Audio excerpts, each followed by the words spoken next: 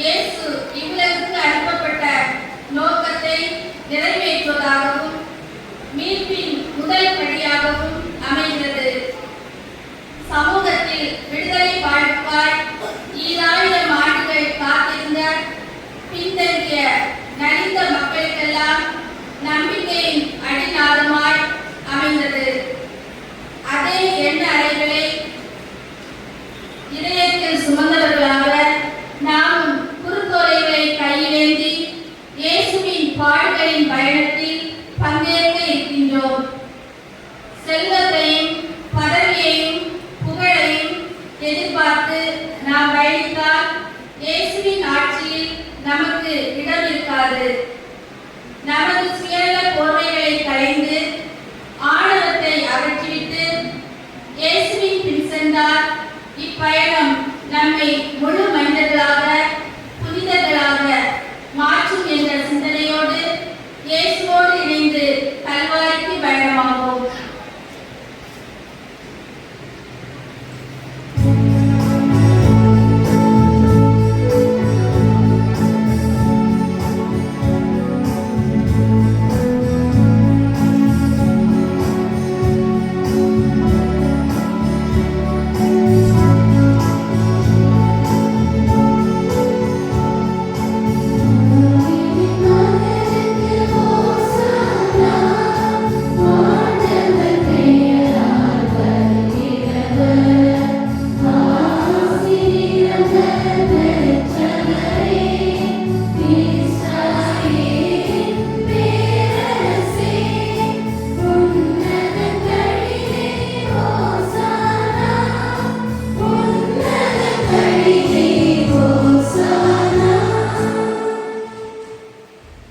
தந்தை மகன் தூய ஆவியாரின் பெயராலே நம் ஆண்டவராகிய இயேசு கிறிஸ்துவின் அருளும் கடவுளின் அன்பும் தூய ஆவியாரின் தோழமையும் உங்கள் அனைவரோடும் இருப்பதாக.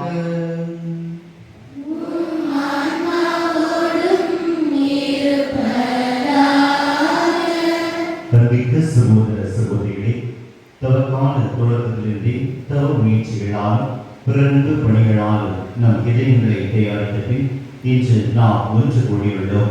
இதனால் நம் ஆண்டவருடைய பாஸ்கா நிகழ்வை, அதாவது ஆண்டுடைய திருப்பாடல்களையும் உயிர்ப்பையும் உலகளாவிய திரு அவையோடு சேர்ந்து அறிவிக்கின்றோம். இப்பாஸ்கா மரணிகளின் நிறைவேற்றவே அவர் தம் நகரான எருசலேமுக்குள் நுழைந்தார். எனவே மீட்பளிக்கும் இந்த நுழைவில் நாம் முழு நம்பிக்கையுடனும் இறை பற்றுடன் நினைவு கொண்டு ஆண்டவரை பின் சொல்வோம். அவருடைய அருளினால் சிலுவை பங்கேற்பாளராக மாறி அவருடைய உயிர்ப்பிலும் வாழ்விலும் நாம் பங்கு பெறுவோமாக.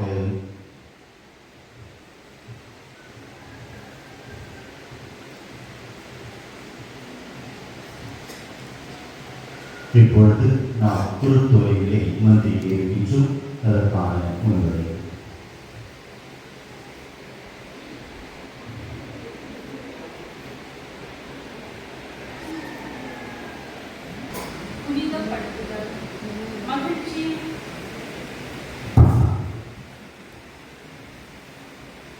மகிழ்ச்சியின் அடையாளமாகவும் எதிரிகளின் மீது கொண்ட வெற்றியின் அடையாளமாகவும் திகழும் குருத்தோலை பெருநாளாம் இந்நாளில் அனைவரையும் அன்புடன் வாழ்த்துகிறேன். அன்புக்குரியவர்களே, அருள் பணியாளர் புனிதப்படுத்த இருக்கின்ற இக்குருத்தோலைகள் இயேசுவை வரவேற்க எருசலேம் வீதிகளில் மக்கள் கையிலேந்தி ஓசன்னா பாடிய ஒலிவ கிளைகளை நினைவூட்டுகின்றன. எருசலேமை நோக்கிய பவனியில் குருத்தோலைகளை ஏந்தியதன் மூலம் இயேசு சாவை தன்னுடைய உயிர்ப்பின் மூலம் வெற்றி கொள்வார் என்ற செய்தியை மக்கள் எடுத்துச் சொல்லுகின்றனர். எருசலேமில் கழிவுகளால் தான் சந்திக்க இருக்கும் துன்பங்களும் சாவும் இறுதியானவை அல்ல, மாறாக அவை உயிர்ப்பின் வெற்றிக்கு இட்டுச் செல்லும் என்ற இயேசுவின் நம்பிக்கையே குருத்தோலை பவனி நமக்கு சுட்டி காட்டுகிறது. குருத்தோலைகளில் தெரியும் பசுமையும் தூய்மையும் நமது உள்ளங்களில்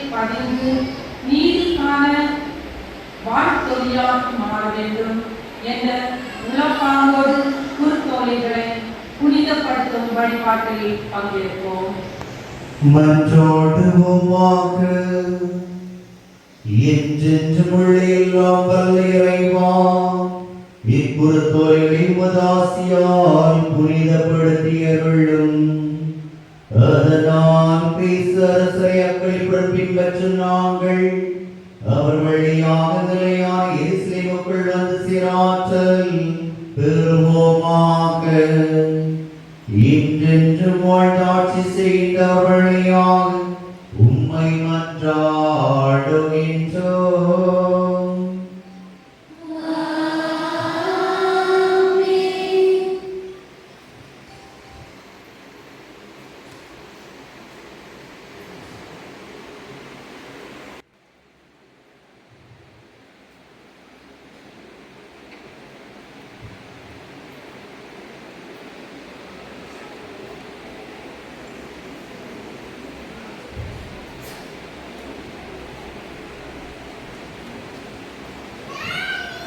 நற்செய்திக்கு பின் ஒரு சிறிய துவக்க மொழியிலே அதற்கு பொறுப்புரைகள் உங்களுக்கு கொடுக்கப்படும். நற்செய்தி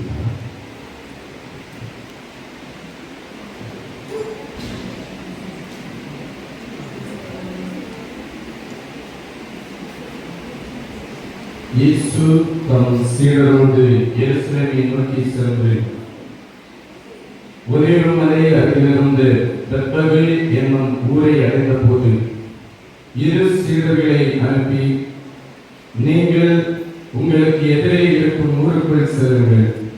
சென்ற உடனே அங்கே கட்டி வைக்கப்பட்டிருந்த ஒரு கழுதையும் அதனோடு ஒரு குட்டியையும் காண்பீர்கள்.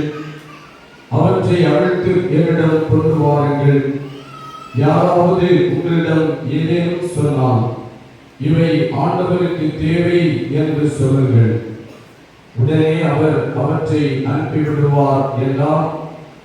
மகள் சீயோனிடம் சொல்லுங்கள், இதோ உன் அரசு உன்னிடம் வருகிறார். அவர் எளிமை உள்ளவர், கழுதையின் மேல் ஏறி வருகிறார், கழுதை குட்டியின் மேல் அமர்ந்து வருகிறார் என்று இறைவாக்கினர் உரைத்தது நிறைவேற இவ்வாறு நிகழ்ந்தது. சீடர்கள் போய் இயேசு தங்களுக்கு பணித்தபடியே செய்தார்கள். அவர்கள் கழுதையும் குட்டியையும் ஓட்டி கொண்டு வந்து அவற்றின் மேல் தங்கள் மேலாடைகளை போட்டு இயேசுவை அமரச் செய்தார்கள். பெரும் திரளான மக்கள் தங்கள் மேலுடைகளை வழியில் வைத்தார்கள். வேறு சில மரங்களிலிருந்து கிளைகளை வெட்டி வழியில் பரப்பினர்.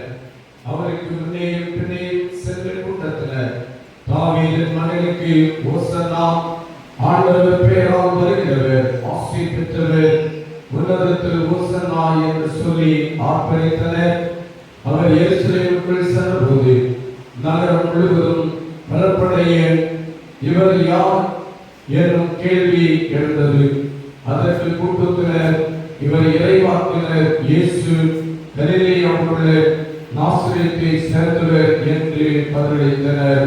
இது ஆண்டவரின் அருள்வாக்கு. நித்திய ஜீவனுக்கென்று இறைவன் காத்துக்கொள்வாராக. ஆமென்.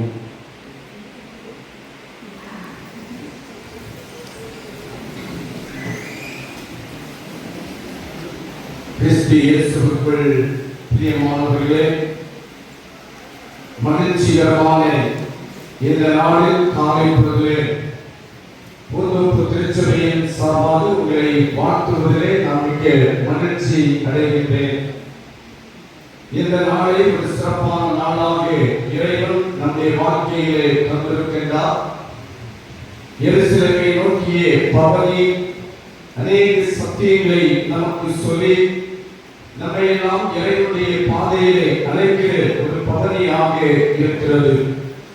அந்த நிலைமையிலே ஒன்றாக இணைந்து இந்த சிறந்த பவனியை நிறைவேற்றுவதற்கு இந்த புனித திருச்சபையினுடைய அன்பு குருவானவர் அவர்கள் எங்களோடு கூட இணைந்து இந்த பணிகளை நிறைவேற்ற வேண்டும் என்று சொல்லுகிற ஒரு நேர்மையான சிந்தையை கொண்டவர்களாக தன்னுடைய விசுவாச வீட்டாரோடும் பொறுப்பாளர்களோடும் இணைந்து இந்த நல்ல பணியினை இந்த நாளிலே நிறைவேற்றுகின்றார்கள்.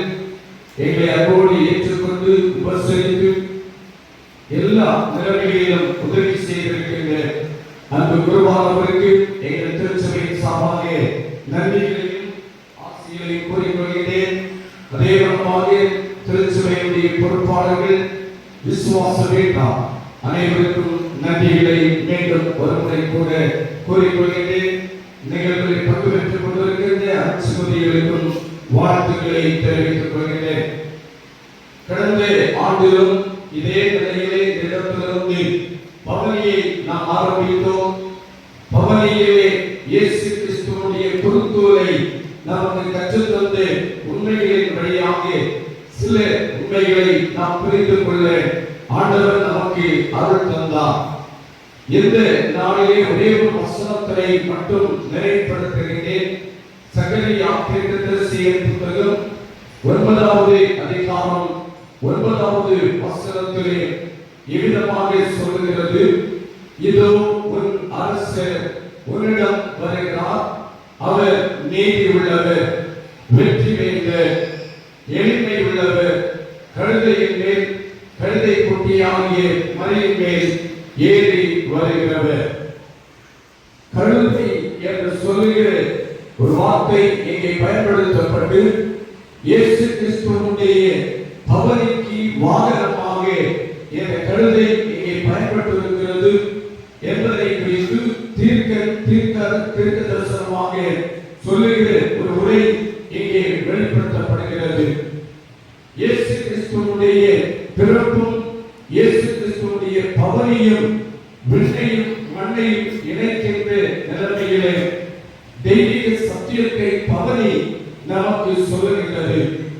லூக்கா 2வது அதிகாரம் 14வது வசனத்திலே படிக்கின்ற பொழுது இயேசு கிறிஸ்துவுடைய பிறப்பிலே சொல்லப்பட்ட பொழுது பூமியில் சமாதானம், உன்னதத்தில் மகிமை. இதே நிலைமையிலே இயேசு கிறிஸ்துவுடைய பவனியிலே சொல்லப்பட்ட பொழுது லூக்கா 19வது அதிகாரம் 38வது வசனத்திலே சொல்லுகின்ற பொழுது பரலோகத்திலே சமாதானம், பிறப்பிலே பூமியிலே சமாதானம், பவனியிலே பரலோகத்திலே சமாதானம், உன்னதத்திலே மகிமை என்ற பாடல் ஏற்பட்டதை நாம் அறிவோம்.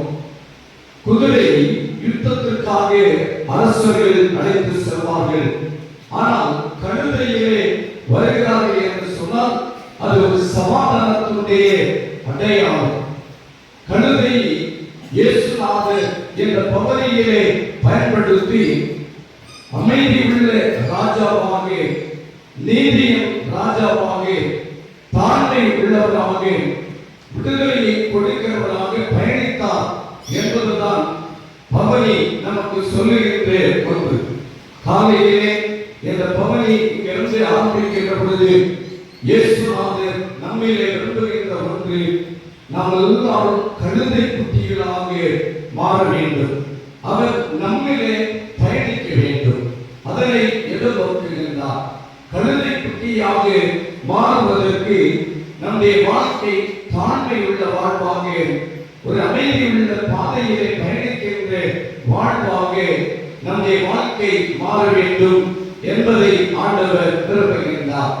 இயேசு கிறிஸ்துவுடைய பவனி உலக ரீதியிலே கிறிஸ்துவை சொந்தமாக்கிக் கொண்டு இதயங்களிலே ஒரு புதிய பவனியாக இருக்கிறது. உலகை மீட்பதற்காக ரத்தம் சிந்து கையளிக்கப்பட்டு வாழ்க்கையின் வரலாறு தான் என்ற பவனி நமக்கு சொல்லுகின்ற ஒன்று. இன்றும் உலக வீதிகளிலே உயிருடன் உலாவுகின்றவராக கிறிஸ்துவுடைய வாழ்வின் பவனி அமைந்திருக்கிறது. இது ஒரு லட்சிய பயணம். இந்த பயணத்திலே நம்மளால் ஒன்றிணைந்து இந்த புனித ஆலயத்திலிருந்து பவனியை துவங்குவோம். எருசலேம் வீதியாக சென்ற பவனி பரலோகத்தின் சமாதானத்தையும் பூலோகத்தின் சமாதானத்தையும் உன்னதத்தின் தேவனுடைய மகிமையை வெளிப்படுத்தின விதமாய் நம்மிலே நம் மூலமாக வாழ்க்கையிலே வெளிப்பட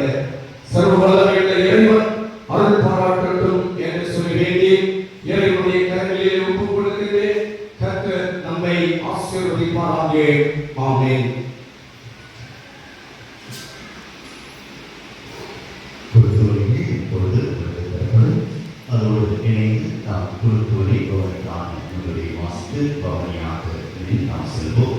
எனவே இந்நாளில் இந்த உரையை சிறப்பாக வெளியோடு கிடைசவும் கிடைப்போங்கு சமமாகிய சூசிபுரத்தோடு இணைந்து வழங்கிய வேண்டிய குருத்தோர் சீஸ்தலை ஏழை மக்கள் குடும்பத்தார் மாஸ்டர் விஜித் அவர்களோடு நாளை நம்மோடு இணைந்து வைத்திருக்கிறார்கள். நல்லொரு அருள்வழி நமக்கு தந்திருக்கிறார்கள்.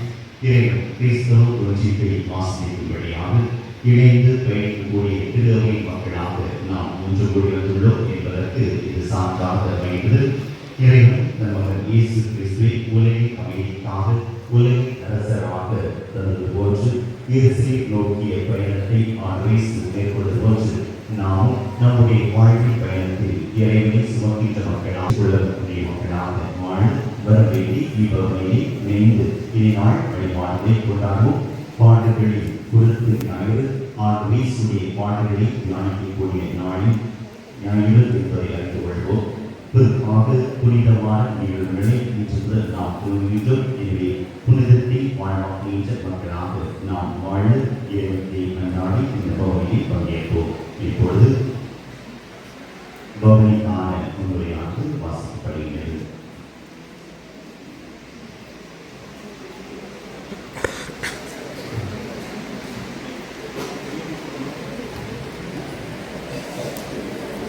இப்போது குருத்தோலை பவனி தொடங்குகிறது. வழக்கமாக பவனி என்றாலே பிறரின் கவனத்தை ஈர்ப்பதற்காக தலைவர்களுக்கும் அதிகாரிகளுக்கும் நடத்தப்படுகிறது. இங்கு நடைபெறும் பவனி முற்றிலும் மாறுபட்ட லட்சிய தாகம் கொண்ட எருசலேம் நோக்கிய பவனி. இயேசுவின் பாஸ்கா பலியில் பங்கெடுப்பதற்கான உன்னதமான பயணம். எருசலேம் என்னும் சொல்லுக்கு அமைதியின் நகரம் என்பது பொருள். அமைதி இழந்து வாழும் எருசலேமுக்கு இயேசு அமைதியின் தூதனாக பயணம் மேற்கொண்டார். இது ஒப்புக்கு கூடிய கூட்டம் அல்ல. ஒப்புயர்வில்லாத இயேசுவின் இறையாட்சி கனவை நனவாக்கிட ஒன்று கூடிய கூட்டம். பிரிவினை எண்ணங்களையும் சுயநல உணர்வுகளையும் உடைக்குறைந்து அமைதியின் சாட்சிகளாய் இயேசுவில் சங்கமித்திட இறையாட்சியை இம்மண்ணில் மலர் செய்திட இயேசுவின் அடிச்சுவடுகளை பின்பற்றி பக்தியுடன் பவனி பயணிப்போம்.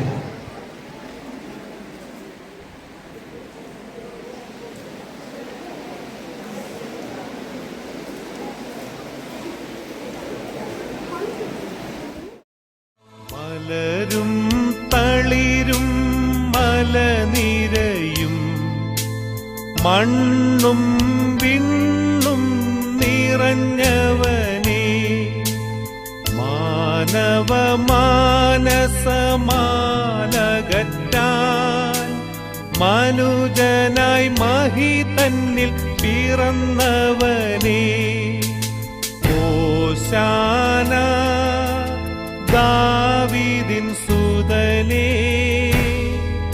ഓശാന ഓശാന ഓശാന.